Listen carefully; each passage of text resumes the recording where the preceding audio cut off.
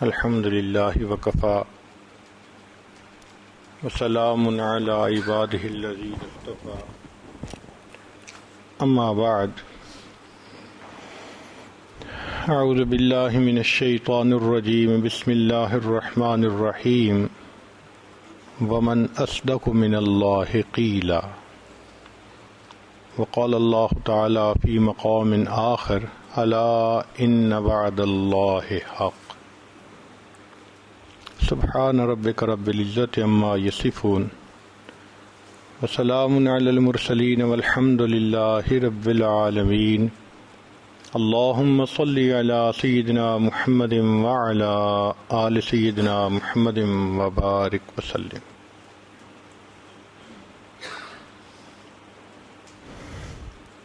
انسان کو اس دنیا سے بعض تجربات کی وجہ سے کچھ باتوں کا پکا یقین ہو جاتا ہے۔ وہ تجربات ہوتے ہیں، مشاہدات ہوتے ہیں، بار بار تجربات اور مشاہدات کی وجہ سے یقین بن جاتا ہے کہ یہ پکی بات ہے۔ مثال کے طور پہ ایک آدمی نے زہر کھا لی، اس کی موت واقع ہو گئی، تو یقین بن گیا کہ زہر کے کھانے سے موت واقع ہو جاتی ہے۔ کسی کو سانپ نے ڈس لیا، اس کی موت واقع ہو گئی، تو اس بات کا یقین ہو گیا۔ کسی کو بجلی کا کرنٹ لگا، اس کی موت واقع ہو گئی، تو یقین بن گیا کہ بجلی کے ٹچ کرنے سے انسان کی موت واقع ہو جاتی ہے۔ اسی طرح ہم روزانہ اپنے دفتر جاتے ہیں، اس سے ہمیں نفع ملتا ہے، زندگی کی ضروریات پوری ہوتی ہیں۔ ایک یقین بن گیا کہ بزنس کرنے سے انسان اچھی زندگی گزارتا ہے، تعلیم اچھی ہو، نوکری اچھی ہو، اچھی پے ملتی ہے، اچھی زندگی گزرتی ہے۔ کھیتی باڑی میں ہم محنت کریں گے تو ہمیں پروفٹ ہوگا، اچھی زندگی گزرے گی۔ تو یہ تمام مثالیں روزمرہ کی ہیں۔ چونکہ ہم ایک کام کرتے ہیں، ہوتا دیکھتے ہیں، تو ذہن میں ایک بات بیٹھ جاتی ہے کہ یہ کام تو ایسے ہونا ہے۔ چنانچہ اگر کوئی اس کے خلاف کہے تو ہم ماننے کو تیار نہیں ہوتے،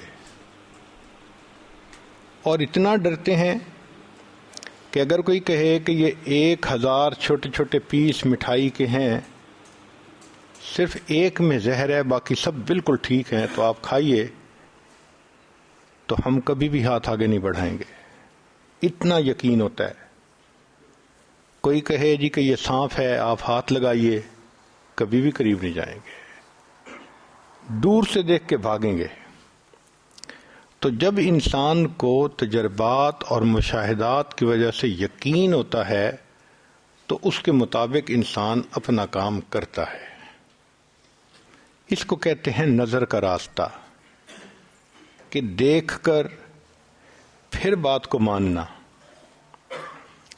ایک ہے خبر کا راستہ، کہ کسی کی بات کا یقین کر کے بات کو مان لینا۔ مثال کے طور پہ ہم سب یہ مانتے ہیں کہ یہ ہمارے والد ہیں۔ کس نے کہا؟ والدہ نے کہا۔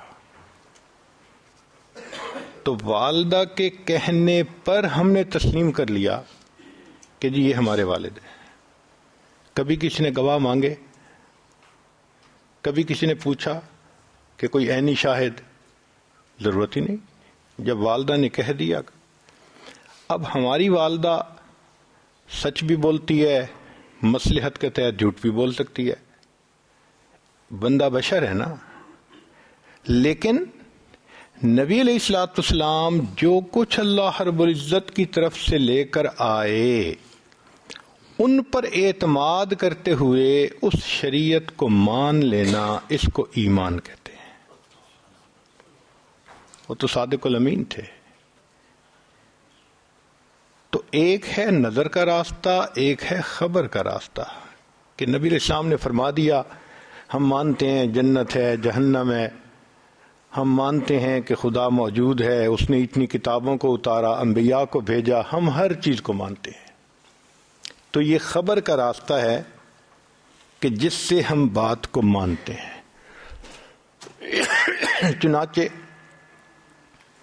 جو بندہ شریعت کو تسلیم کرتا ہے، نبی علیہ السلام کی بات کی سچائی اس کے دل میں اتر گئی ہے، اس کو بھی اسی طرح پکا یقین ہوتا ہے کہ حدیث پاک میں یہ آ گیا، اب ایسا ہو کے رہنا ہے۔ مثال کے طور پر جو شخص اپنے مال کی زکوٰۃ ادا کرتا ہے اس کا مال اللہ کی حفاظت میں آ جاتا ہے۔ اب یقین ہونا، دارالعلوم دیوبند کے ایک خازن تھے جن کو اللہ نے بڑا مال دیا تھا، ان کا تقیہ کلام تھا اللہ کے فضل سے۔ ایک رات کو جب وہ تہجد میں اٹھے تو کیا دیکھتے ہیں کہ جس کمرے میں انہوں نے اپنا مال پیسہ رکھا ہوا تھا اس کے تالے کو جو چھوٹا سا لگا ہوا تھا ایک چور توڑنے کی کوشش کر رہا ہے۔ اپنا گھر ہے، اپنا کمرہ ہے، یہ آرام سے اپنے وضو میں لگے رہے، تہجد پڑھنے لگے رہے۔ جب فجر کا وقت ہوا تو مسجد جانا تھا تو اس وقت چور کے پاس گئے، فرمایا بھائی ابھی تک آپ سے یہ تالا نہیں ٹوٹا تو اب کیا ٹوٹے گا؟ تو وہ چور بھاگ گیا کہ مالک جاگ گئے۔ انہوں نے آ کے مسجد کے اندر نماز پڑھی تو محتمم صاحب جو اس وقت تھے انہوں نے نماز پڑھائی تو یہ خزانچی صاحب ٹریئر جو تھے دارالعلوم کے وہ آئے اور کہنے لگے حضرت آج تو اللہ کے فضل سے اللہ کا غضب ہو گیا۔ انہوں نے کہا آپ کیا کہہ رہے ہیں؟ اللہ کے فضل سے اللہ کا غضب ہو گیا۔ اب وہ کہنا چاہتے تھے اللہ کا غضب ہو گیا مگر تقیہ کلام کی وجہ سے کہہ رہے تھے اللہ کے فضل سے اللہ کا غضب ہو گیا۔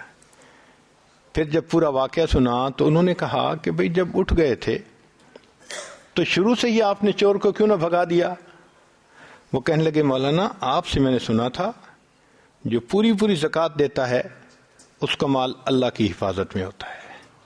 میں چونکہ زکوٰۃ ادا کرتا ہوں مجھے یقین تھا کہ کوئی میرے مال کو چوری نہیں کر سکتا۔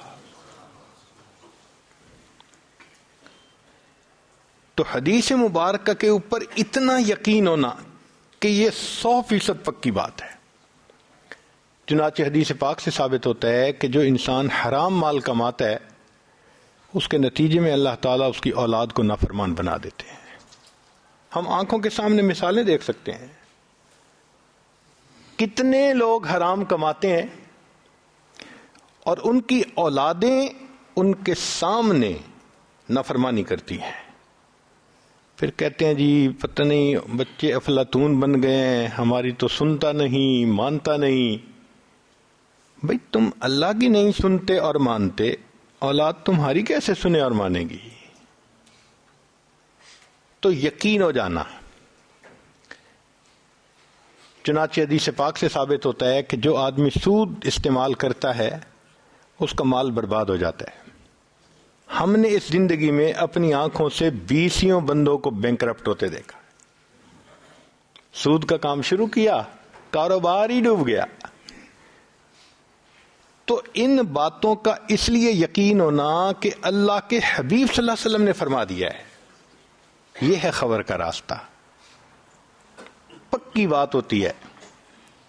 میڈیکل کے میدان میں جب کوئی پیشنٹ ہاسپٹل میں لایا جاتا ہے نا اور کہا جاتا ہے جس کو بخار ہے، تو بخار کی کئی ریزنز ہوتی ہیں، وائرس ہو سکتا ہے، بیکٹیریا انفیکشن ہو سکتی ہے، ملیریا ہو سکتا ہے، کئی چیزیں ہو سکتی ہیں۔ یہ جتنی مختلف پاسبلٹیز ہیں ان کو کہتے ہیں ڈفرینشل ریزنز، کہ یہ ممکنہ وجوہات ہو سکتی ہیں۔ پھر اس کا بلڈ ٹیسٹ کروایا جاتا ہے اور بلڈ ٹیسٹ سے فائنل پتہ چلتا ہے کہ نہیں یہ تو ملیریا تھا. اس کو کہتے ہیں ڈیفینیٹ ریزن. ڈیفینیٹ ریزن کے بعد ڈاکٹر کہہ دیتا ہے کہ جی اب یہ اس کا علاج ہے, کریں گے تو یہ ٹھیک ہو جائے گا, اور وہ آدمی ٹھیک ہو جاتا ہے. بالکل اسی طرح ہم نظر سے جو دیکھ رہے ہوتے ہیں وہ ڈفرینشیل ریزنز ہوتی ہیں, لیکن جو نبی علیہ الصلوۃ والسلام نے بتلا دیا وہ ڈیفینیٹ ریزن ہوتی ہے, پکی بات ہوتی ہے. مسلمان ہونے کے ناطے اس کے اوپر ہمارا پکا بھروسہ ہونا چاہیے, یقین ہونا چاہیے. چنانچہ اللہ رب العزت نے قرآن مجید میں 2 انبیاء کے واقعات بیان فرمائے. ان کا مقصد کوئی کہانی سنانا نہیں تھا کہ جیسے ہم بچے کو سلانے کے لیے کوئی فرضی کہانی سنا دیتے ہیں, بلکہ ان کا مقصد سبق دینا تھا. ایک کہانی سنائی سیدنا موسیٰ علیہ السلام کی کہ اللہ رب العزت نے ان سے پوچھا وَمَا تِلْكَ بِيَمِينِكَ يَا موسیٰ, اے موسیٰ علیہ السلام آپ کے دائیں ہاتھ میں کیا ہے؟ قَالَ هِيَ عَصَايَ, عرض کیا اے اللہ یہ میرا عصا ہے. أَتَوَكَّأُ عَلَيْهَا وَأَحُشُّ بِهَا عَلَى غَنَمِي وَلِيَ فِيهَا مَآرِبُ أُخْرَى, ٹیک لگاتا ہوں, بکریاں چراتا ہوں, بڑے میرے اس میں فائدے ہیں. فرمایا القها یا موسیٰ, اتنے فائدے جو گنوا رہے ہیں اس عصا کے تو ذرا زمین پہ ڈالیے. جب زمین پہ ڈالا فَإِذَا هِيَ حَيَّةٌ تَسْعَىٰ, دوڑنے والا پائتھن اژدہا بن گیا. جب اژدہا کو دیکھا تو موسیٰ علیہ السلام گھبرائے. فَأَوْجَسَ فِي نَفْسِهِ خِیفَةً موسیٰ, موسیٰ علیہ السلام نے اپنے دل میں ایک خوف فیل کیا اس کا. قُلْنَا, فرمایا ہم نے کہا خُذْهَا وَلَا تَخَفْ, اس کو پکڑ لیجئے, ڈریے نہیں. سَنُعِيدُهَا سِيرَتَهَا الْأُولَىٰ, ہم اسے دوبارہ پہلے والی سیرت اچھی عطا کر دیں گے. چنانچہ موسیٰ علیہ السلام نے پکڑا, وہ عصا بن گیا. اب یہ صرف کوئی انوکھا کام دکھانا مقصد نہیں تھا, بلکہ سبق دینا یہ مقصد تھا کہ اے میرے پیارے نبی علیہ السلام, جس کو آپ نفع کی چیز سمجھتے ہیں ہمارے حکم سے زمین پر ڈالتے ہیں وہ نقصان دینے والی چیز بن جاتی ہے, اور جس کو آپ نقصان دینے والی چیز سمجھ کے دوڑنا چاہ رہے ہیں ہمارے حکم سے اس کو ہاتھ لگاتے ہیں وہ پھر نفع والی چیز ہوتی ہے. تو نفع اور نقصان تو ہمارے پاس ہے, ہم جب چاہتے ہیں جس چیز میں چاہیں ہم اس کو ڈال دیتے ہیں. اب موسیٰ علیہ السلام کا ایک یقین بن گیا.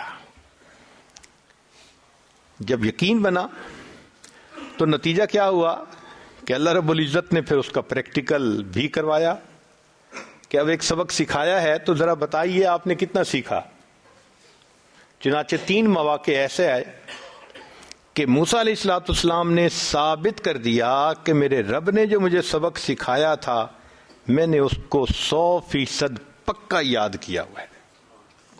پہلا موقع, فرعون نے فیصلہ کیا کہ یہ جو 2 آدمی ہیں نا جو کہتے ہیں کہ ہم انبیاء ہیں, یہ تو جادوگر ہیں, یہ ہم سے تخت و تاج لینا چاہتے ہیں, تو کیوں نہ ہم بھی جادوگروں کو بلائیں اور ان کے ساتھ مقابلہ کروائیں.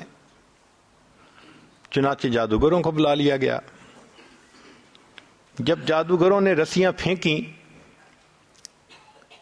یخیل الیہ من سحرہم انہا تسعی, تو ایسے لگتا تھا کہ وہ رسیاں سانپ بن گئی ہیں.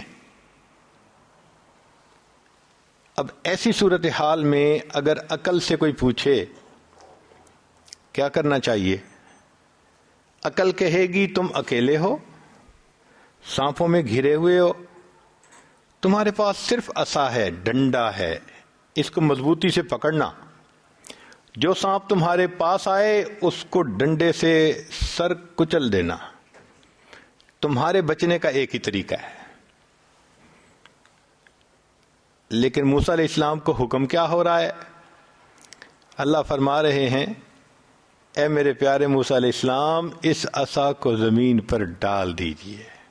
عقل چیختی ہے، چلاتی ہے، شور مچاتی ہے کہ امید کی آخری کرن بھی ختم ہو جائے گی، لیکن موسیٰ علیہ السلام نے وہ نہیں کیا جو نظر دیکھ رہی تھی، وہ کیا جو حکم تھا، چونکہ سبق پڑھ چکے تھے۔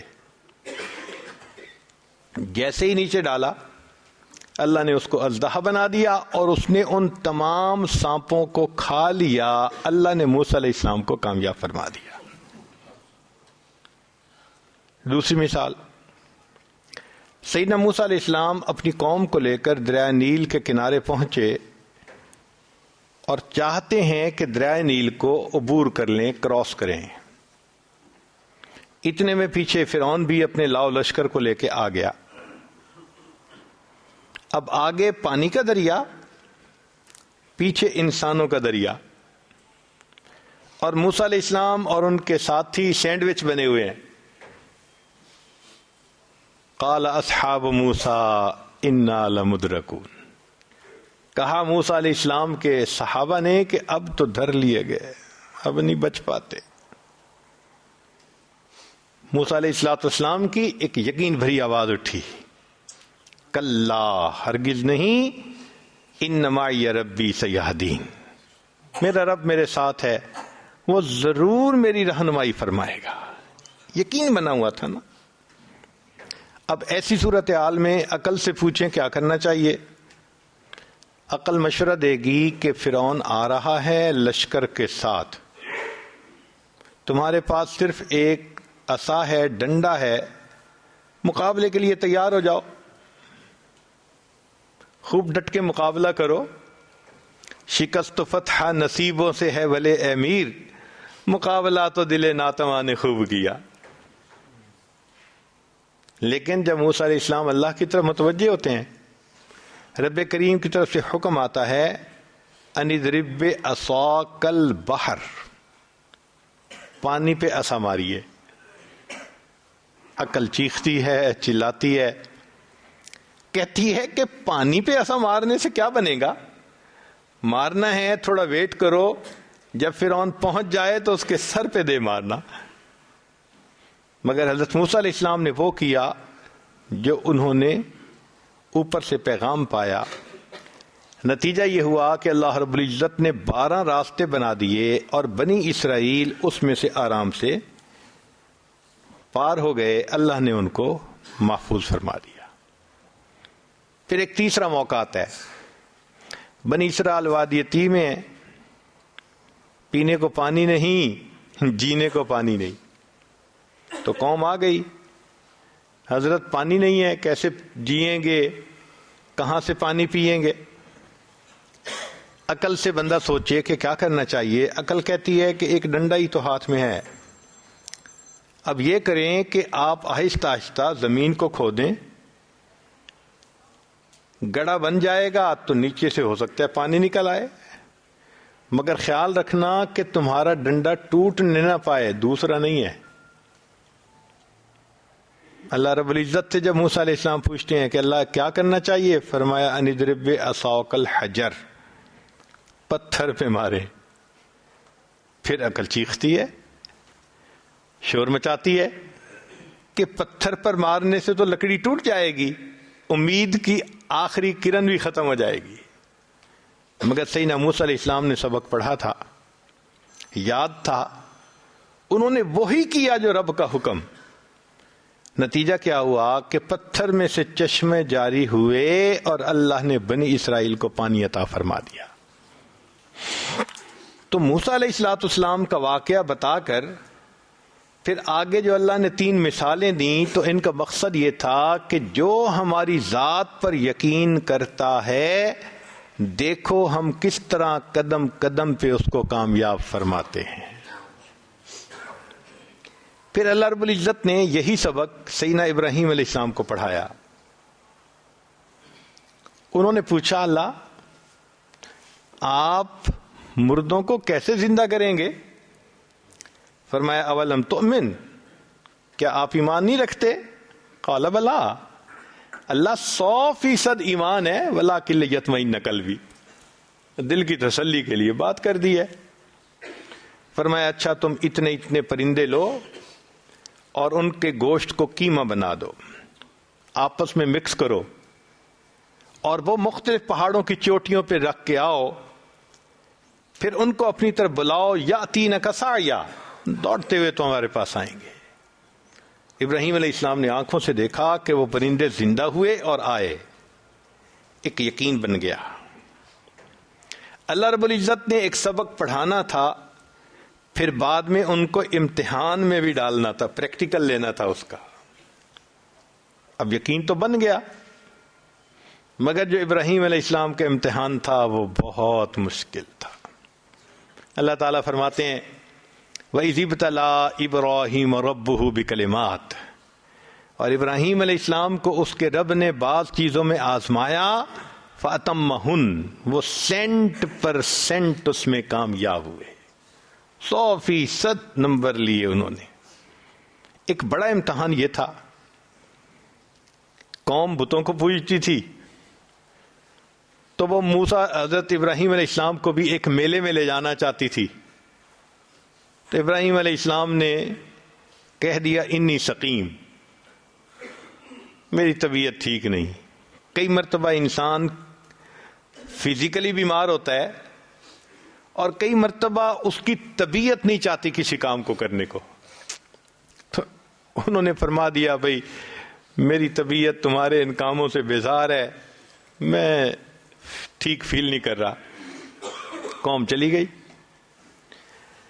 جب قوم گئی تو ابراہیم علیہ السلام کو خیال آیا آج وقت ہے، جن معبودوں کی یہ پیروی کرتے تھے وہ اکیلے ہیں، چلیں ان سے بھی دو ہاتھ کر لیتے ہیں۔ ایک کلہاڑا لیا، جتنے بت تھے فجعلہم جزازا الا کبیرا، سب کے ٹکڑے کر دیے، جو بڑا تھا اس کے کندھے پہ کلہاڑا ڈال دیا، آگے۔ قوم جب واپس آئی انہوں نے آ کے دیکھا کہ بتوں کے ٹکڑے ہوئے پڑے ہیں، تو وہ کہنے لگے کہ یہ کون کہہ سکتا ہے؟ بعض نے کہا کہ انا سمعنا فتى یذکرہم یقال لہ ابراہیم، ایک نوجوان سے ہم نے سنا ہے وہ ہمارے بتوں کے متعلق باتیں کرتا ہے کہ ان سے کچھ نہیں ہوتا، خدا سے ہوتا ہے، لگتا ہے اسی نے کچھ کیا ہوگا۔ ابراہیم علیہ السلام کو بلا لیا گیا، پوچھا گیا کہ بھائی آپ نے کیا؟ ابراہیم علیہ السلام نے کہا بھائی دیکھو، جہاں سے آلہ برآمد ہوتا ہے تو پہلے تو دریافت وہاں سے کرتے ہیں نا، تو کلہاڑے سے ٹکڑے ہوئے، تمہارا کلہاڑا کہاں ہے؟ بڑے بت کے کندھے پہ، کہ پوچھو اس سے۔ وہ کہنے لگے بت تو نہیں بتا سکتا۔ ان کا پھر خدا کس لیے مانتے ہو؟ جو اپنے آپ کو نہیں بچا سکتا، کیا گزری جو یہ نہیں تمہیں بتا سکتا، تم اس کو خدا مانتے ہو۔ اب قوم لاجواب ہو گئی۔ ایک اصول یاد رکھیں کہ جب کوئی بندہ لاجواب ہو جاتا ہے نا، وہ پھر بجنگ آمد، لڑنے پہ تیار ہو جاتا ہے، کیونکہ اس کے پاس دلیل تو ہے نہیں کہ وہ زبان سے بات کرے۔ چنانچہ قوم کو بھی آگے سے جواب تو ملا کوئی نہ، کہنے لگے حرقوہ، اس کو آگ میں جلاؤ، وانصروا آلہتکم، اپنے معبودوں کی مدد کرو۔ اللہ کی شان، وقت کے بادشاہ نے اناؤنسمنٹ کر دی کہ اتنے عرصے کے بعد ہم آگ جلائیں گے اور اس میں اس بندے کو ڈال کے اس کو جلا دیں گے۔ اب چونکہ آگ جلانی تھی، بتوں کا معاملہ تھا، تو اس نے کہا کہ لوگ اس کے لیے لکڑیاں اکٹھی کریں۔ اس زمانے کی عورتیں منتیں مانتی تھیں، بیٹا ہوا تو اتنے من لکڑی ڈالوں گی، صحت ہو گئی بیمار کو اتنے من لکڑیاں ڈالوں گی۔ ایک پہاڑ لکڑیوں کا بن گیا تھا۔ بالآخر اس کو آگ لگائی گئی، آگ اتنی تھی کہ کوئی اس کے قریب بھی نہیں جا سکتا تھا۔ ایک جھولا بنایا گیا کہ ابراہیم علیہ السلام کو جھولے میں بٹھا کے دور سے پھینکیں گے۔ اب سیدنا ابراہیم علیہ السلام کو آگ بھڑکتی نظر آ رہی ہے، آگ کے شعلے آسمان سے باتیں کرتے نظر آ رہے ہیں، لیکن قربان جائیں ابراہیم علیہ السلام کے یقین پر، ایمان پر گھبراہٹ نہیں، پریشانی نہیں، ڈپریشن کا نام و نشان نہیں، پرسکون دل ہے. حتیٰ کہ ان کو اس جھولے میں بٹھا دیا گیا اور بٹھا کے ان کو آگ کی طرف پھینک دیا گیا. ابھی وہ ہوا میں تھے تو فرشتوں میں سے ایک فرشتے ہیں جبرائیل علیہ الصلوۃ والسلام. اللہ نے ان کے ذمے کئی کام لگائے ہوئے ہیں. ان کے چارٹر آف ڈیوٹی میں سے ہے انبیاء پر وحی لے کے آنا.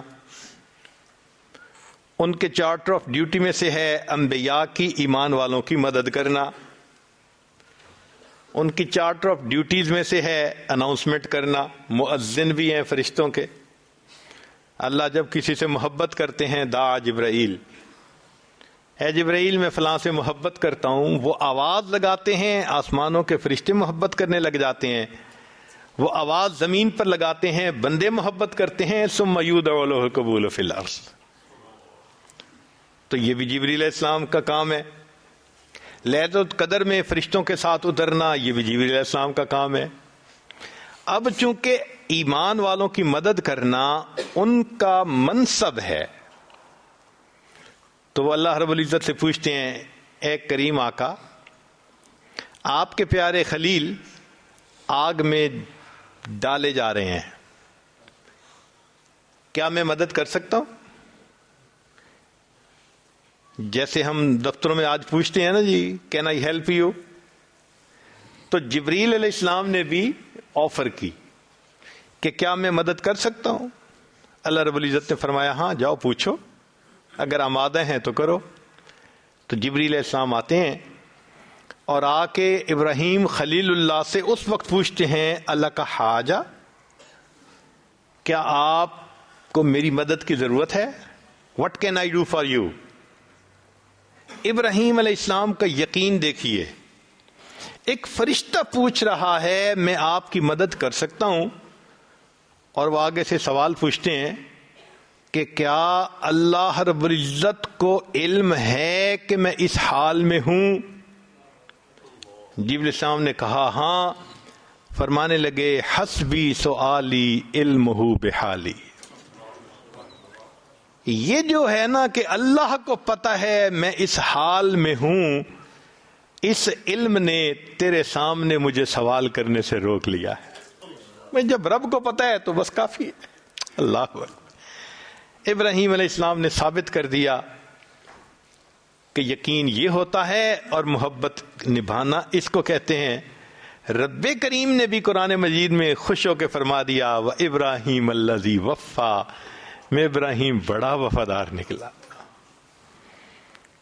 تو دیکھیے ایک سبق پڑھا تھا یقین کا، جب پریکٹیکل آیا اللہ نے سرخرو فرما دیا. تو قرآن مجید میں ایک مثال نہیں دی، دو مثالیں دی کہ ذرا دیکھو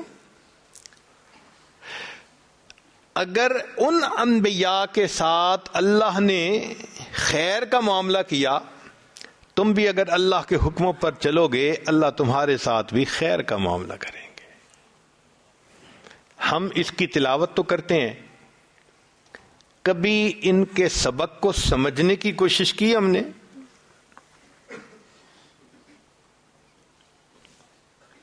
چنانچہ قرآن مجید میں اللہ رب العزت نے عجیب، قرآن مجید کا ذرا ایک نقطہ سنیے کہ جو شخص اللہ پہ یقین کرتا ہے، جو سبب ذلت کا ہوتا ہے اللہ اسی کو عزت کا سبب بناتے ہیں، جو سبب ناکامی کا ہوتا ہے اللہ اسی کو کامیابی کا سبب بناتے ہیں، اسی کو سبب بناتے ہیں. اب اس کی مثالیں قرآن عظیم الشان میں سے دیکھیے کہ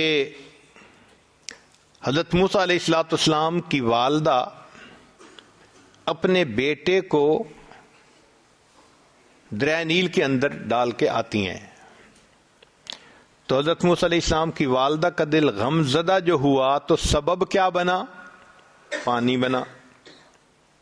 پانی میں بیٹے کو ڈالا تو ظاہرت تو دریا میں ڈالنا سبب بن رہا ہے نا، تو پانی سبب بن رہا ہے غم ملنے کا، مگر انہوں نے بیٹے کو اللہ کے حکم پر ڈال دیا۔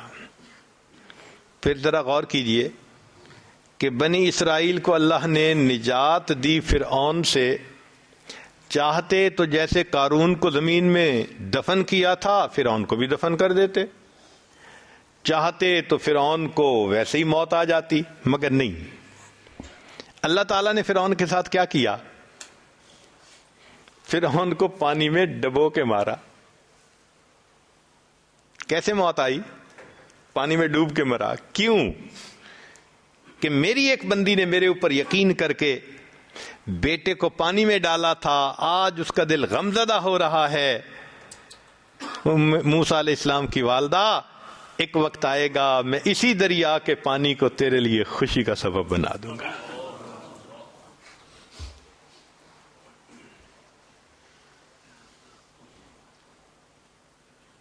اور دیکھیے مفسرین نے ایک اور نقطہ بھی لکھا ہے، وہ فرماتے ہیں کہ فرعون اس کو اپنے آبپاشی کے نظام پہ اور دریاؤں کے نظام پہ بڑا بھروسہ تھا، تبھی تو اس نے کہا تھا تقریر کرتے ہوئے، ہذہ الانہار تجری من تحتی، یہ دیکھو میرے کیسے کیسے دریا ہیں جو آبپاشی کا میرا نظام ہے۔ تو اس کے دل میں یہ یقین تھا کہ ان آبپاشی کے نظام سے جو آمدنی ہوتی ہے، عزت ملتی ہے، اللہ نے اس کو ذلت دی تو سبب کیا بنایا؟ اسی دریا کو بنایا جس کے بارے میں وہ کہتا تھا کہ یہ میرے تحت چلتی ہیں، وہ تحت چلنے والے دریا میں ہی اس کو ڈبو کے دکھا دیا۔ ایک اور مثال قرآن مجید میں سے،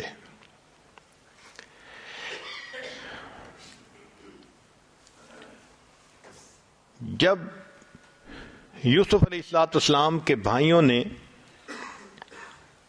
یوسف علیہ السلام کو کنویں میں ڈال دیا تو انہوں نے ان کے کرتے پر جھوٹ موٹ کا ایک خون لگا دیا، وَجَاءُوا أَبَاهُمْ عِشَاءً يَبْكُونَ، روتے ہوئے آ گئے اور کہنے لگے کہ بھائی کو تو بھیڑیا کھا گیا اور ہم اس کا کرتا لائے ہیں۔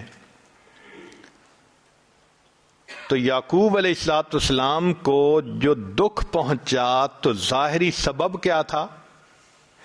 کرتے کو دیکھا، کرتا دکھایا نا کہ دیکھو یہ خون آلود کرتا ہے، تو ظاہری سبب جو دکھ ملنے کا بن رہا ہے وہ بیٹے کا خون آلود کرتا ہے۔ خیر، پھر اللہ نے یوسف علیہ السلام کو بادشاہت عطا فرمائی۔ پھر ایک وقت آیا کہ بھائیوں نے معافی مانگی، یوسف علیہ السلام نے معاف کر دیا، تو بھائیوں نے بتایا کہ آپ کے والد صاحب ابیضت عیناہ من الحزن، ان کی تو آنکھیں سفید ہو گئی، بینائی چلی گئی۔ اب یوسف علیہ السلام یہ بھی کہہ سکتے تھے کہ اچھا میں اللہ سے دعا کرتا ہوں اللہ میرے والد صاحب کی بینائی کو ٹھیک کر دے، یہ ممکن تھا نا، مگر یوسف علیہ السلام نے یہ نہیں کہا۔ یہ سننے کے بعد یوسف علیہ السلام نے کیا کہا؟ اذهبوا بقمیصی، میری قمیص کو لے کے جاؤ اور والد صاحب کی آنکھوں سے لگاؤ، فرتد بصیرا، ان کی بینائی لوٹ آئے گی۔ اللہ، آپ ویسے ہی آنکھوں کو ٹھیک فرما دیتے، مگر اللہ نے سبق دینا تھا۔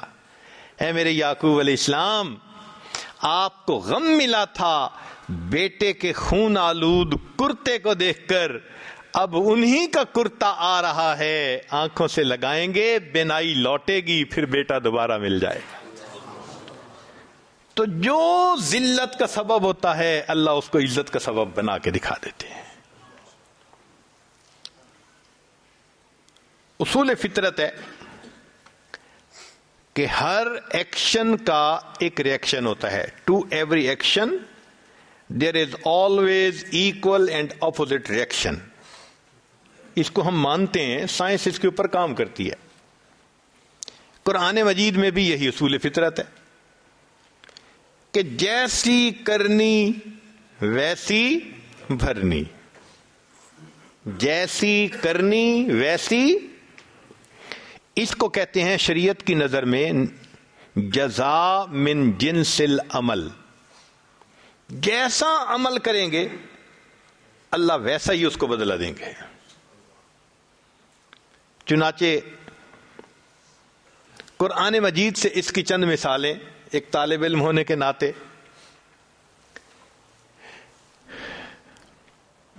اللہ رب العزت نے قوم یہود پر حکم فرمایا تھا کہ تم یوم السبت، ہفتے کے دن مچھلیاں نہیں پکڑ سکتے. وہ کیا کرتے تھے کہ ہفتے کے دن مچھلیاں بہت آتی تھیں سطح پہ، تو وہ ان کو حوض بنا کے ان کو ٹریپ کر لیتے تھے اور پھر باقی دنوں میں ان کو پکڑ لیتے تھے. ظاہرہ وہ کہتے تھے جی کہ ہم ہفتے کے دن مچھلیاں نہیں پکڑ رہے، مگر منشا خداوندی پوری نہیں کر رہے تھے، اپنی منشا پوری کر رہے تھے. ان کو الگ تو کر لیتے تھے نا. تو انہوں نے اللہ رب العزت کے حکم کو مسخ کیا کہ یوں ہی کہیں کہ ہم تو نہیں پکڑتے اور پکڑ بھی رہے ہیں. جب انہوں نے اللہ رب العزت کے حکم کو مسخ کیا، اللہ نے پھر قوم یہود پر کیا عذاب بھیجا. فرمایا قلنا لہم کونوا قردۃ خاسئین، تم پھٹکارے ہوئے بندر بن جاؤ. انہوں نے اللہ کے حکم کو مسخ کیا، اللہ نے جواب میں ان کے چہروں کو مسخ فرما دیا. جیسی کرنی ویسی بھرنی. قرآن مجید سے دوسری مثال،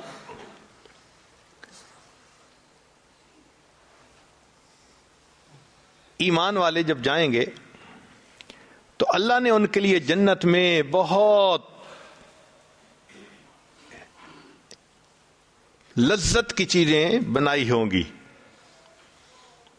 مگر قرآن مجید کی آیت بتلاتی ہے فلا تعلم نفس ما اخفی لهم من قرۃ اعین. کوئی جی نہیں جانتا کہ ان لوگوں کی آنکھوں کی ٹھنڈک کے لیے اللہ نے کیا تیار کر رکھا ہے. ایک طالب علم سوچتا ہے کہ اللہ جنت میں جب آپ نے اتنی چیزیں بنائیں تو آپ کہتے ان کے دل کے سکون کے لیے کیا بنایا، ان کے مزے کے لیے ہم نے کیا بنایا. مگر رب کریم کا فرمان کیا ہے، ان کی آنکھوں کی ٹھنڈک کے لیے کیا بنایا. تو مفسرین نے نقطہ لکھا کہ اس کلام کو فرمانے کا مقصد یہ تھا کہ یہ تہجد گزار لوگ تھے جن کے بارے میں کہا گیا کہ تتجافی جنوبہم عن المضاجع یدعون ربہم خوفا وطمعا ومما رزقناہم ینفقون. اب یہ جو تہجد میں روز اٹھتے ہیں نا، تو فجر کے وقت ان کی آنکھیں نیند سے بوجھل ہوتی ہیں، آنکھیں نیند کو ترس رہی ہوتی ہیں.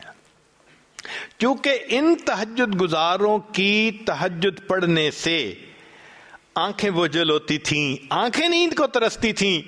رب کریم نے اجر دیتے ہوئے فرمایا ہم نے جنت میں ان کے لیے وہ تیار کر رکھا ہے جو ان کی آنکھوں کی ٹھنڈک بنے گا.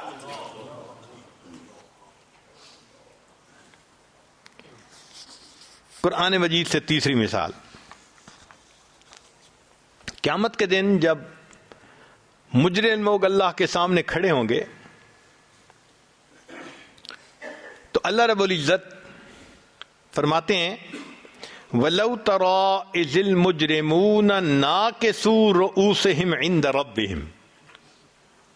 اگر تم دیکھو اس وقت ان مجرموں کو سر جھکے ہوں گے اللہ کے سامنے، سر جھکا کے کھڑے ہوں گے. تو طالب علم کے ذہن میں سوال پیدا ہوتا ہے کہ یہ کیوں کہا کہ سر جھکا کے کھڑے ہوں گے؟ یوں بھی کہہ سکتے تھے کہ اللہ کے سامنے کھڑے ہوں گے. مفسرین نے نقطہ لکھا، ان کا دیکھو یہ نافرمان لوگ تھے، ان کے سامنے اللہ کا حکم پیش کیا جاتا تھا، یہ کہتے تھے ہم نہیں مانتے، ہم اس حکم کے آگے نہیں جھکتے. چونکہ اللہ کے حکم کے آگے نہ جھکنے کی بات کرتے تھے، جب اللہ نے قیامت کے دن کو کھڑا کیا فرمایا ذرا دیکھو اب ان کا حال، ناکسو رؤوسہم عند رب، اب جھکے کھڑے ہیں اپنے رب کے سامنے، اپنے قصوروں کا اعتراف کر رہے ہیں. قرآن مجید میں سے ایک چوتھی مثال، اللہ رب العزت نے بنی اسرائیل کے لیے ایک قانون بنا دیا تھا کہ اگر تم توبہ کرنا چاہتے ہو فَاقْتُلُوا أَنفُسَكُمْ، اپنے آپ کو مارو. چنانچہ سورہ بقرہ میں ہے کہ بنی اسرائیل والوں کی توبہ ایسی تھی کہ آسمان پہ بادل آ گیا تھا، اندھیرا ہو گیا تھا، اور انہوں نے چھریوں سے اپنے آپ کو مارا تھا. پھر اللہ نے ان کی توبہ کو قبول فرما لیا تھا. امت مسلمہ کے لیے تو ایسا نہیں ہے. امت مسلمہ کے لیے تو رب کریم کا اتنا قانون ہے الندم توبۃ، کہ دل میں بھی اگر کوئی بندہ گناہ پہ نادم ہو جائے گا تو یہ اس کی توبہ کہلائے گی. تو فرق کیا ہے؟ سبحان اللہ. مفسرین نے عجیب نکتہ لکھا. مفسرین نے لکھا کہ بنی اسرائیل کا معاملہ اور تھا. جب سیدنا موسیٰ علیہ السلام نے ان کے سامنے اللہ کی بات رکھی تھی تو بنی اسرائیل کا کہنا تھا اے موسیٰ علیہ السلام لن نؤمن لک حتی نر اللہ جہرتن، ہم نہیں آپ پر ایمان لائیں گے جب تک اللہ کو ہم واضح طور پر نہیں دیکھیں گے. انہوں نے ایمان لانے کے لیے اللہ کو واضح دیکھنے کی شرط لگائی تھی. اللہ نے ان کی توبہ قبول کرنے کے لیے بھی واضح شرط لگا دی، تمہاری بات پہ نہیں ہم تسلیم کریں گے، اپنے بدن کو کاٹ کے خون نکال کے دکھاؤ گے تب تمہاری توبہ کو قبول کیا جائے گا. صحابہ کرام کا معاملہ اور تھا. نبی علیہ السلام تشریف لائے، اللہ کے محبوب صلی اللہ علیہ وسلم نے صحابہ کو دین کی طرف دعوت دی، کوئی کویسچن نہیں پوچھا، بات کو تسلیم کر لیا. کیونکہ اعتماد کر کے بات کو تسلیم کر لیا، اللہ نے فرمایا یہ امت میرے محبوب کی بات کو اعتماد کر کے تسلیم کر چکی، جب اس کی توبہ کا وقت آئے گا مجھے کسی پروف کی ضرورت نہیں، یہ فقط دل میں نادم ہو جائیں گے، میں ان کی توبہ کو قبول کر لوں گا.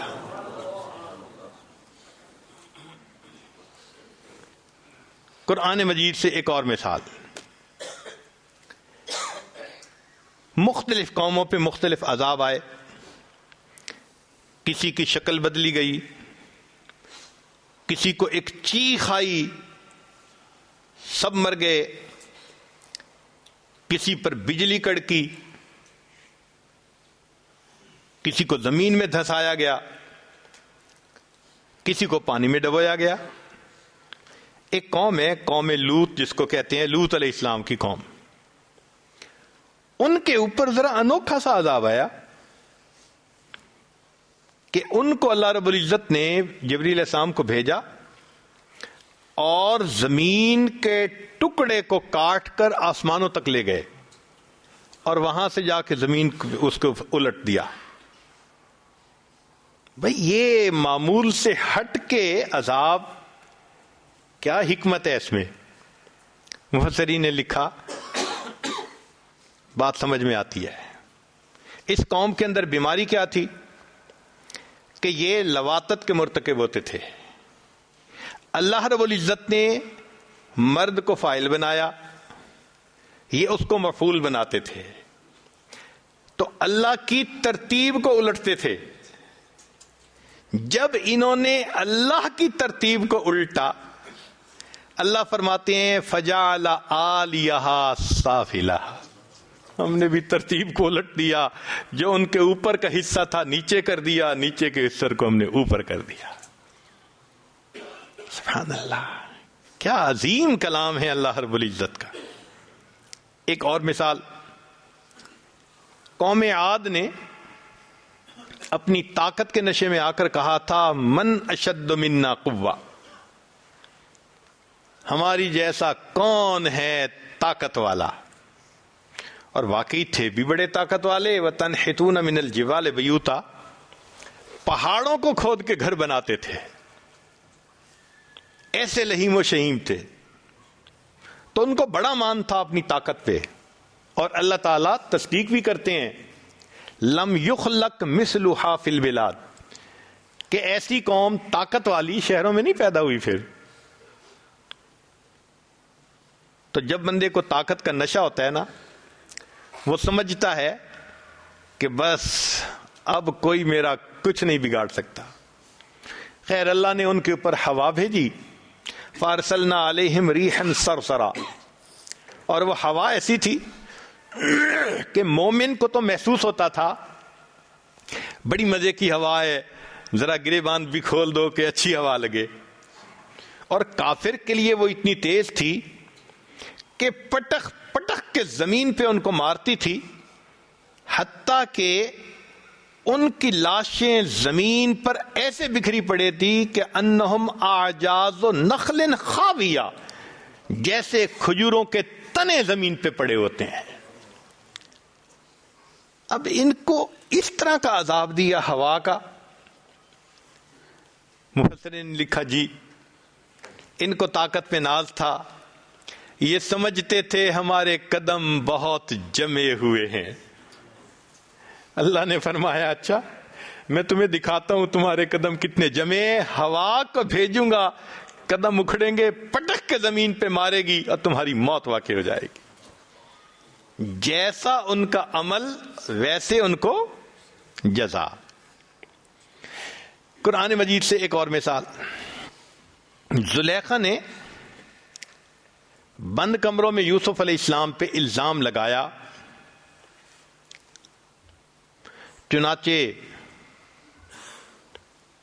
اللہ رب العزت نے یوسف علیہ السلام کی براءت بار بار دلوائی. کمرے بند تھے نا، ایک کمرہ اس سے نکلے، پھر دوسرا کمرہ اس سے نکلے، پھر تیسرا کمرہ، تو باہر آ گئے.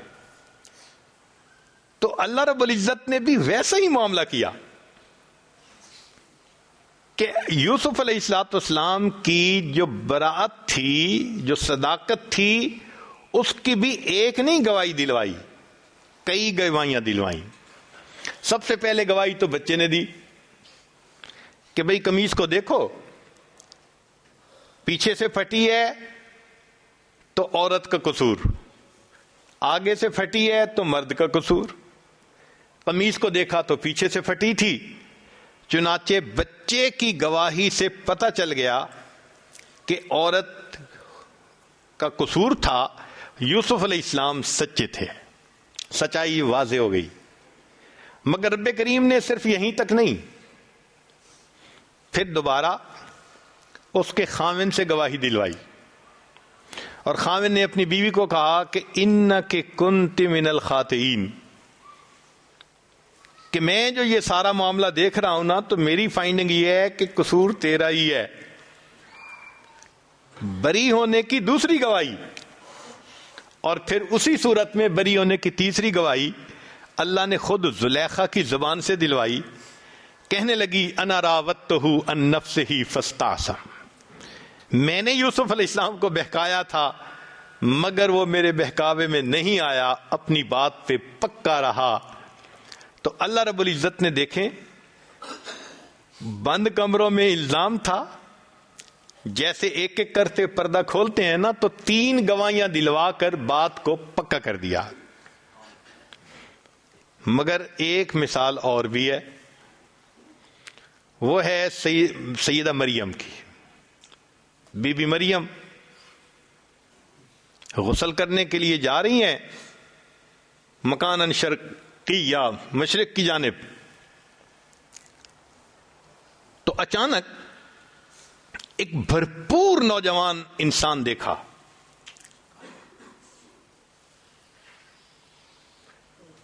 اللہ تعالیٰ فرماتے ہیں کہ ہم نے ان کو بھیجا بشرن سویہ، بھرپور مرد کی شکل میں. اب بی بی مریم کوئی آج کے دور کی بگڑی ہوئی بیگم تو تھی نہیں کہ خلوت میں کسی مرد کو دیکھ کے مسکراہٹ دے. جب بی بی مریم نے دیکھا تو وہ گھبرا گئی، کہنے لگی کہ میں اللہ کی پناہ مانگتی ہوں، انی اعوذ بالرحمن منک ان کنت تقیہ، میں رحمان کی پناہ مانگتی ہوں۔ اب جب جبریل علیہ السلام نے دیکھا کہ یہ تو گھبرا گئی، تو جبریل علیہ السلام نے تسلی دی کہ انما انا رسول ربک، میں رب کا بھیجا ہوا نمائندہ ہوں، لِأَهَبَ لَكِ غُلَامًا زَكِيًّا، کہ آپ کو ایک نیک بیٹا ملے۔ بی بی مریم پہلے سے زیادہ گھبرا گئی۔ پہلے تو مرد کو دیکھا تھا نا، اور اب تو وہ مرد کہہ رہا ہے کہ تمہارا بیٹا ہوگا۔ کنواری لڑکی کو کوئی کہہ دے تو اس کے لیے تو یہ بڑا صدمہ۔ تو بی بی مریم کہنے لگی انا یکون لی غلام، کیسے میرا غلام بیٹا ہو سکتا ہے؟ ولم یمسسنی بشر، نہ مجھے کسی بشر نے چھوا، ولم اکو بغیہ، نہ میں ہوں بدکار۔ تو مفسرین نے لکھا کہ یہ دو باتیں کیوں کہیں؟ بی بی مریم جانتی تھی بیٹے ہونے کے دو طریقے ہوتے ہیں، یا تو نکاح ہوتا ہے یا پھر زنا ہوتا ہے۔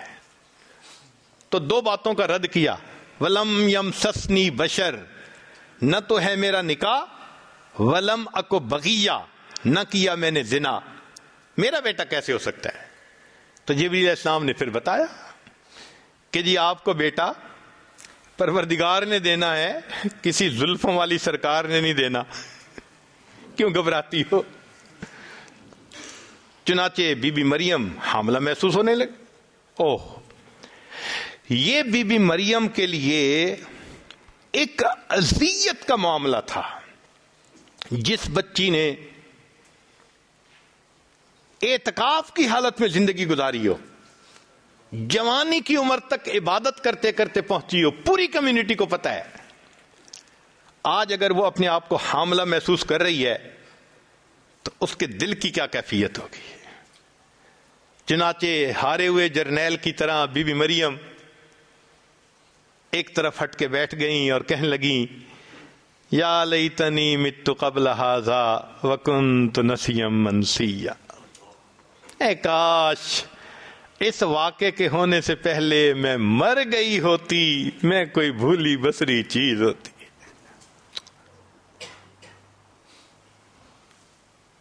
پھر کیا ہوا کہ درد شروع ہو گئی۔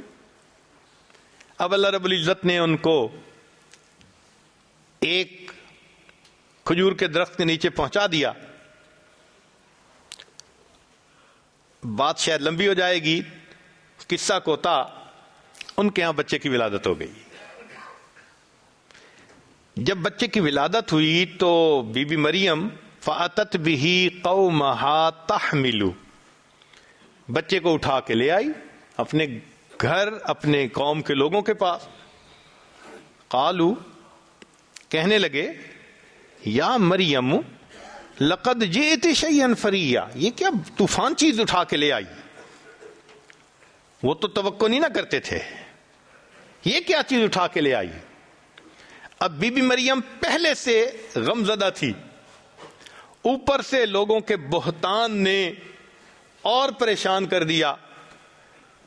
فاشارت الیہ، انہوں نے بچے کی طرف اشارہ کر دیا کہ اسی سے پوچھو کہ یہ کدھر سے آیا، تم میرا سر مت کھاؤ۔ اب جب بچے سے انہوں نے اشارہ کیا تو کیا ہوا؟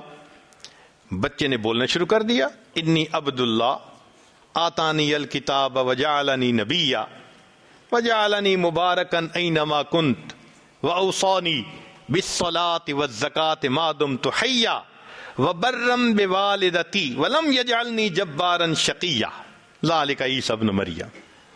اب یہاں ایک طالب علم کے ذہن میں سوال پیدا ہوتا ہے، یا اللہ، یوسف علیہ السلام پر بہتان لگا تھا، ایک بچے کی گواہی سے مسئلہ حل ہو گیا تھا، ایک فکرہ بنتا ہے قمیص ادھر سے پھٹی تو اس کا قصور، ادھر سے پھٹی تو اس کا قصور، اور یہاں عیسیٰ علیہ السلام نے کیا گواہی دی؟ ایک لمبی بات شروع کر دی۔ تو یہ گواہی کا انداز بدل کیوں گیا؟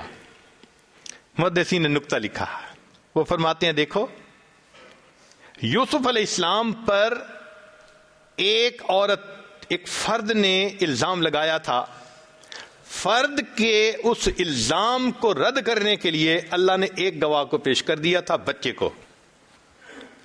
اور یہاں بی بی مریم کا معاملہ اور تھا، یہاں قوم تھی، ایک مجمع تھا، سارا مجمع کہہ رہا تھا لقد جئت شیئا فریا. مجمع کے لیے پھر صرف ایک فکرہ کافی نہیں تھا، اب مجمع کے لیے تقریر کی ضرورت تھی. چنانچہ عیسیٰ علیہ السلام نے اس مجمع کے سامنے پھر بیان شروع فرما دیا.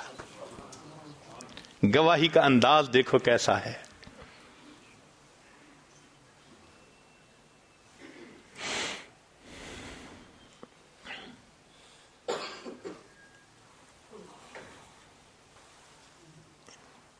ایک اور مثال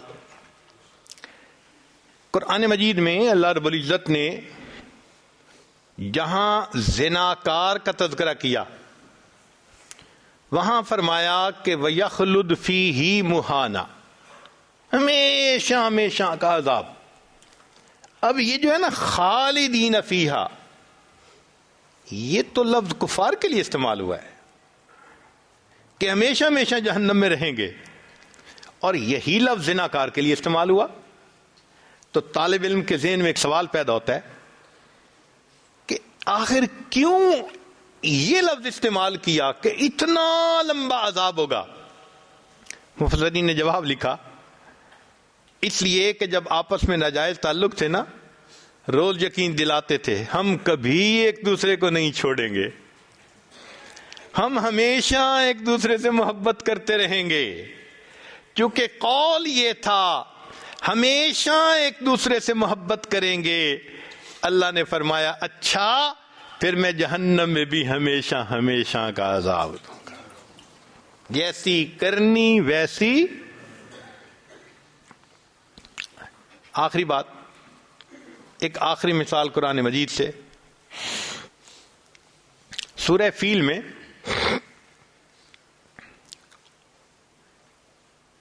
تفصیل ہے کہ جب ابرہا اپنے ہاتھیوں کے لشکر کو لے کر آیا بیت اللہ شریف کو گرانے کے لیے، اس کی چاہت یہ تھی کہ یہ بیت اللہ مرکز بن رہا ہے، اس کو میں مٹا دوں اور اس کی بجائے یمن سائڈ پر جہاں سے وہ آیا تھا وہاں ایک الگ مرکز بناؤں. تو وہ بیت اللہ کو گرانے کے لیے ہاتھیوں کا لشکر لے کے آیا. اللہ رب العزت نے چھوٹے چھوٹے پرندوں کو بھیجا جن کو ابابیل کہتے ہیں، اور ان کے ذریعے سے ان کو کھائے ہوئے بھوسے کی طرح بنا دیا. یہ واقعہ سورہ فیل کے اندر ہم پڑھتے ہیں. یہاں طالب علم کے ذہن میں ایک سوال پیدا ہوتا ہے کہ ادھر ہاتھیوں کا لشکر اور ادھر پرندے چھوٹے چھوٹے، معاملہ کیا؟ مفسرین نے اس کا عمومی جواب بھی دیا، تحقیقی جواب بھی دیا.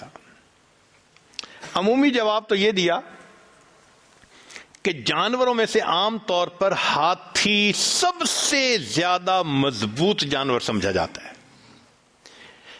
یعنی کئی مرتبہ جنگل میں 2 3 شیر مل کر حملہ کرتے ہیں تو ہاتھی کو نیچے زمین پہ نہیں گرا پاتے، کئی گھنٹوں کی کوشش کے باوجود.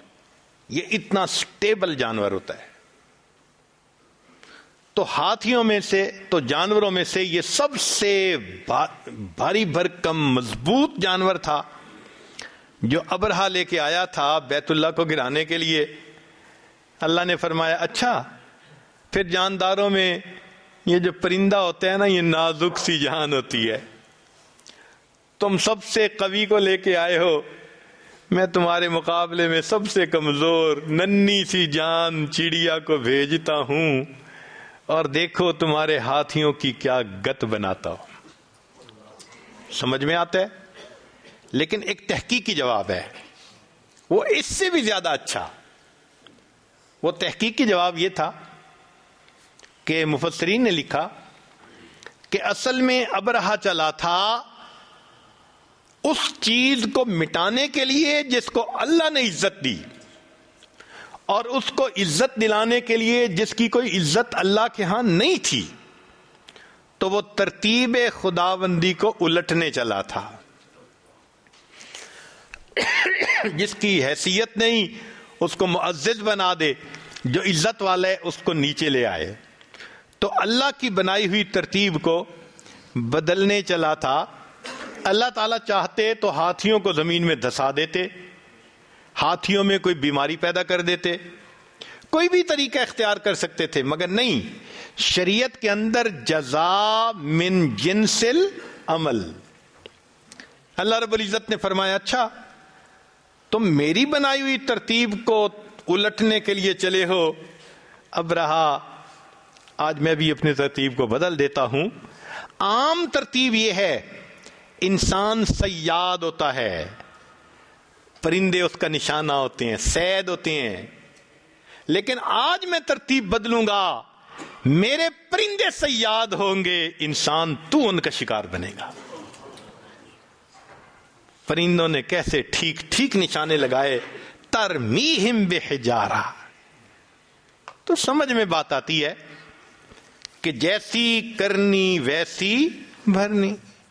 تو بھئی شریعت میں جو احکام ہمیں بتائے گئے ان کے بارے میں ہمیں دل میں پکا یقین رکھ لینا چاہیے۔ چلیں احادیث مبارکہ سے بھی چند مثالیں۔ حدیث پاک میں ہے جس قوم میں زنا کی کثرت ہوگی اس میں بیماریوں کی کثرت۔ اب ذرا غور کیجئے گا، زنا میں جسمانی لذت تھی، جیسی کرنی ویسی، اور بیماری میں جسمانی اذیت ہوتی ہے، تو اصول وہی نظر آیا۔ ناپ تول میں جو قوم کمی کرے گی اللہ ظالم بادشاہ کو مسلط کر دیں گے۔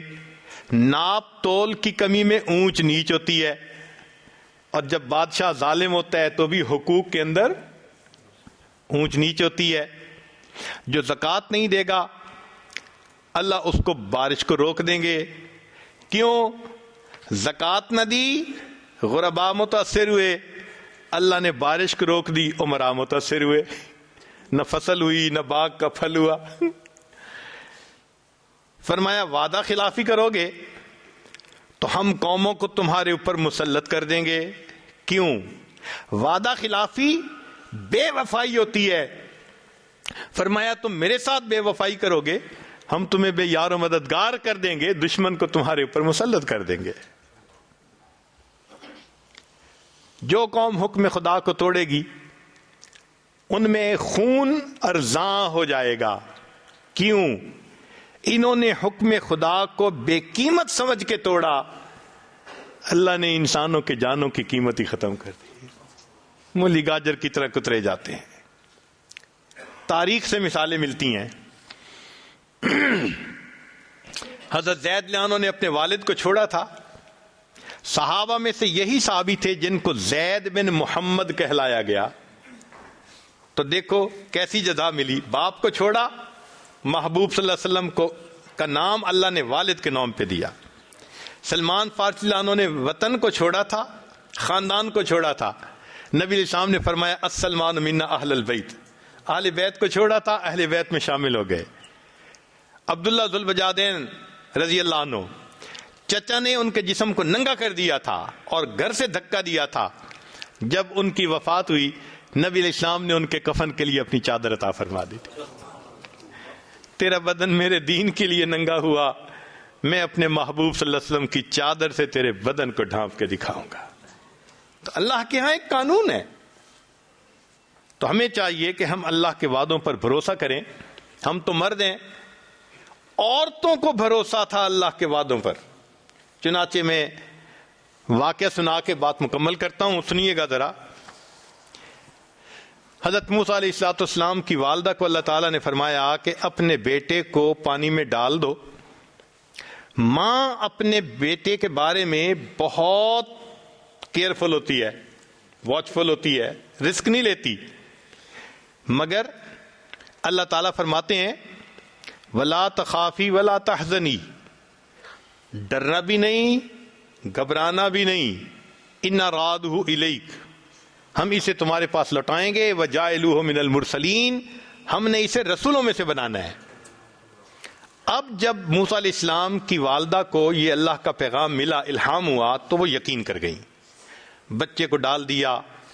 بالآخر بچے کو فرعون نے پکڑا اور فرعون اس کو لے کر گھر آیا۔ اللہ فرماتے ہیں وَحَرَّمْنَا عَلَيْهِ الْمَرَاضِعَ مِنْ قَبْلُ، ہم نے دودھ حرام کر دیا عورتوں کا، وہ دودھ ہی نہیں کیوں پیتے۔ فرعون پریشان، یہ فیڈر کا زمانہ تھا نہیں، عورتیں ہی دودھ پلاتی تھیں، عورتیں آ رہی ہیں، موسیٰ علیہ السلام دودھ نہیں پیتے۔ فرعون کا اعلان کہ کوئی عورت آ کے اس کو دودھ پلائے، سوٹ کر جائے تو بس بہت اچھا۔ چنانچہ کیا ہوا کہ موسیٰ علیہ السلام کی والدہ نے بیٹی کو بھیجا، جاؤ پتہ کرو صورتحال کا۔ بیٹی گئی، امی آؤ، بھائی تو دودھ نہیں پی رہا۔ موسیٰ علیہ السلام کی والدہ چلی گئی، دودھ پلایا، بچے نے دودھ پی لیا۔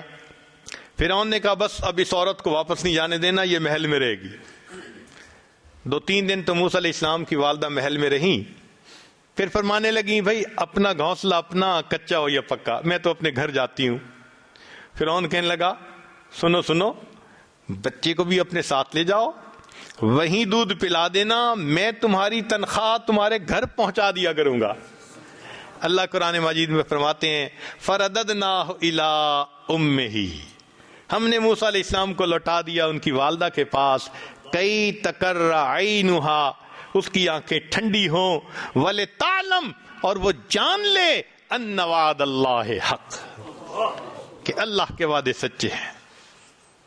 اللہ کاش کہ اللہ تعالیٰ عورتوں جیسا یقین ہمیں عطا فرما دیتے۔ تو بھئی اس یقین کو سیکھنے کی ضرورت ہے۔ اب لب لباب سن لیجئے کہ یہ یقین دعوت کے راستے سے بھی بنتا ہے۔ حضرت مولانا الیاس رحمۃ اللہ علیہ کو اللہ رب العزت نے آج کے دور میں جیسے دعوت کا کام کھولا، پوری دنیا میں آواز لگ رہی ہے اور واقعی یقین بن رہا ہے۔ یہ یقین کاملین علماء کی صحبت میں بھی بیٹھ کے بنتا ہے۔ کیسے؟ حضرت مولانا قاسم نانوتوی رحمۃ اللہ علیہ کا یقین دیکھیں کہ انہوں نے اصول ہشتگانہ بنائے۔ اصول ہشتگانہ کیا تھے؟ کہ دارالعلوم کی مستقل معاونت کے لیے کوئی بھی چیز قبول نہیں کی جائے گی۔ آج کے محتمم دعائیں مانگتے ہیں اللہ کوئی پکا بندوبست کر دے، اور حضرت فرماتے ہیں کہ پکا بندوبست کوئی دینا چاہے گا قبول نہیں کیا جائے گا، اللہ سے نظر نہ ہٹ جائے۔ اور تیسرا بنتا ہے اللہ والوں کی صحبت میں بیٹھ کے۔ ہمارے مشائخ نے اللہ پہ یقین پایا۔ رابعہ بصریہ کے پاس مہمان، دروازہ رات کو کھٹکھٹایا گیا، کون؟ جی کھانا لے کے آیا ہے۔ فرمانے لگیں کہ کتنی روٹیاں؟ خادمہ نے کہا 9 روٹیاں۔ اس کو چلا جائے، یہ ہمارا کھانا نہیں۔ پھر آدھے گھنٹے بعد کون کھانا لایا ہے؟ کتنی روٹیاں؟ 9 روٹیاں۔ اس کو چلا جائے، یہ ہمارا کھانا نہیں۔ پھر تیسری مرتبہ، اب رات بھی دیر ہو گئی تھی، مہمانوں کو بھوک بھی تھی، تو خادمہ نے کہا آپ ہر دفعہ کھانا واپس کر دیتی ہیں، تیسری مرتبہ کوئی بندہ آ رہا ہے تو لے لیں کھانا۔ کہنے لگی جاؤ پہلے روٹیاں گنو۔ کتنی روٹیاں؟ جی 9 روٹیاں۔ کہنے لگے ہماری نہیں ہے، یہ کھانا نہیں ہے ہمارا۔ اس نے کہا کیوں نہیں ہے ہمارا؟ کہنے لگی کہ صبح میرے پاس 1 روٹی تھی، سائل آیا تھا، میں نے روٹی اللہ کے راستے میں دے دی تھی۔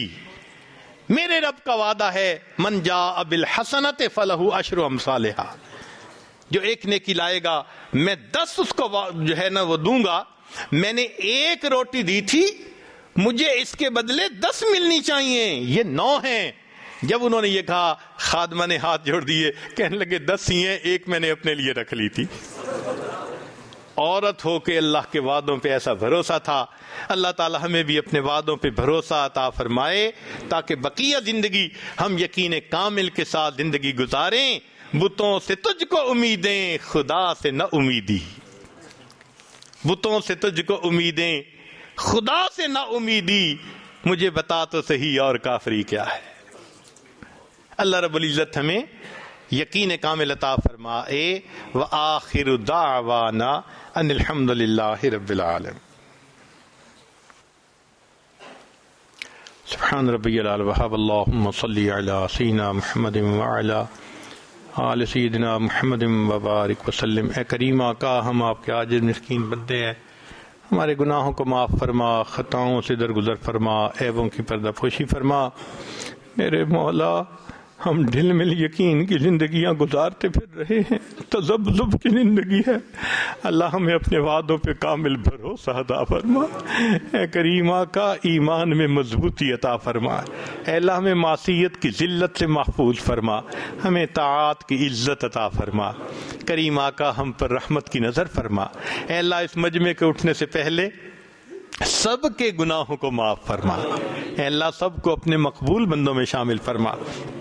مقامی دوستوں نے جس محبت کے ساتھ یہاں آنے کی دعوت دی، اللہ اس کے بدلے ان کو اپنی سچی محبت نصیب فرما۔ اے کریم آقا، جو پریشانیاں ہیں ان کو دور فرما، جائز حاجات کو پورا فرما۔